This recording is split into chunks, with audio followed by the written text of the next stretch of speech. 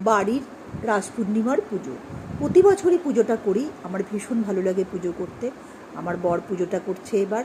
দেখো সব সবজি বানানো হয়ে গেছে, মোচা সিদ্ধ হয়েছে, 5 রকম ভাজা হয়েছে, ঠাকুরকে মিষ্টি ফল দিয়ে সুন্দর করে সাজানো হবে, কফির রস আছে সুন্দর, চারুমগজ দিয়ে ক্রিম দিয়ে আর সমস্ত ঠাকুরের ভোগ টোগ রান্না করা হয়ে গেছে, বাঁধাকপি তরকারি হয়েছে, 5 রকম ভাজা, মোচা, শাক, ডাল, রসা, রাইস হয়েছে, ঠাকুরকে অন্ন দেওয়া হয়েছে, চাটনি হয়েছে।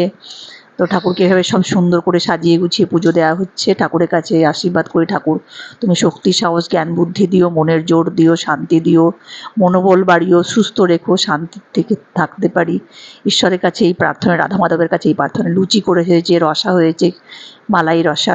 ঠাকুরকে ধুনো দিয়ে আরতি করা হচ্ছে। পুজো পর্ব সমাপ্তর পথে। ঠাকুর তুমি সত্যি ভালো রেখো, সুস্থ রেখো, রাধা মাধবের কাছে এটুকুই প্রার্থনা। ঠাকুরকে বিভিন্ন উপাচারে পুজো দেওয়া হয়েছে আজকে।